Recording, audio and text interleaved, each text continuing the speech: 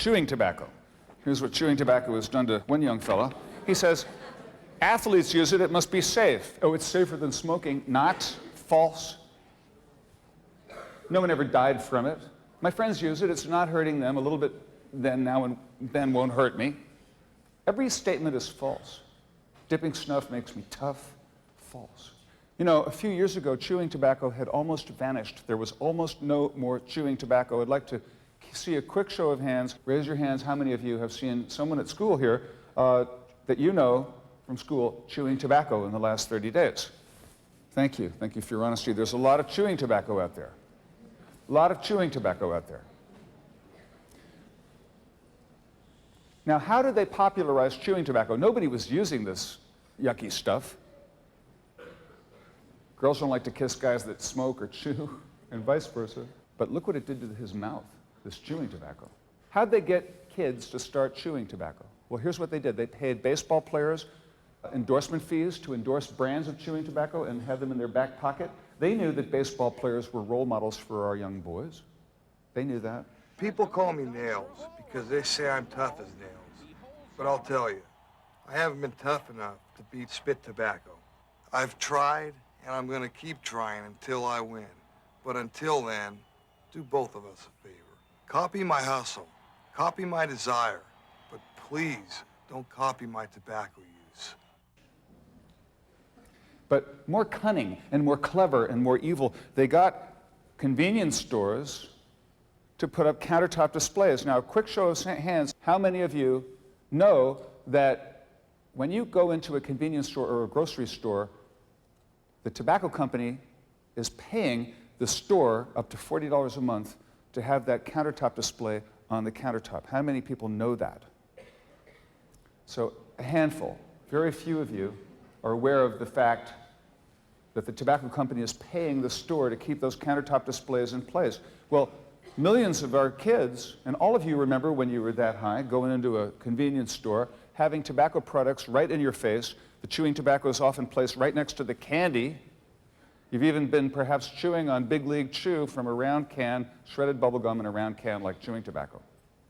Day after day, year after year, you had tobacco products in your face in countertop displays where they were easy to steal from the cashier because they face away from the cashier. Are they designed that way? And day after day, year after year, so many kids saw chewing tobacco and finally said, oh, I think I'll just have to try it. It must be a really popular product. They put it on the countertop. It wasn't popular. Hardly anybody was using it. They were just paying the store to put it on the countertop. And that's how they fooled our kids into thinking that it was popular and therefore cool. Young people didn't know that chewing tobacco is just as addictive as cigarettes. Just as addictive. The first brand of chewing tobacco they try usually is Cherry Scoli. It's got cherry flavoring, a little sugar flavoring. It's often next to the candy. But then the nicotine isn't enough from that, so you got to move up to a brand with more nicotine after a while until finally you get up to the brand called Copenhagen, which has the biggest nicotine dose of all. And the ads for Copenhagen, some of them at one point said, sooner or later, it's Copenhagen, because they know that you're going to need the nicotine that Copenhagen contains. Sean Marsee was a popular track star at his high school. He won 28 medals in track competitions. He was healthy. He was athletic, he was well-liked. He never thought that anything could happen to him, even from a little dipping. He never thought he'd get addicted, but he was unable to quit. And one day he came home to his mom and he said, Mom, my tongue hurts. And she said, well, where's it hurting, son? And he said, well, it's about hurting here. And she looked and she said, well, how long has it been hurting? And he said, about 2 weeks. Has it gotten any better? No. Well, we better go to the doctor. They went to the doctor, they ran some tests, and a few days later, Sean's lounging around the house, watching TV like he always did. And he heard the phone ring, and he heard his mom pick up the phone in her bedroom like she always did. And a little while later, he heard something come from his mom's room, and he went over to the door, and he realized that she was sobbing inside. And he went through the door, and he came up behind his mom and he said, Mom, what's wrong? And she looked at him And she turned and she said, "Son, you have cancer in your tongue. We got to go to the hospital." And they went to the hospital, and they had to cut his tongue out, and he could never talk again. He was 18 years old.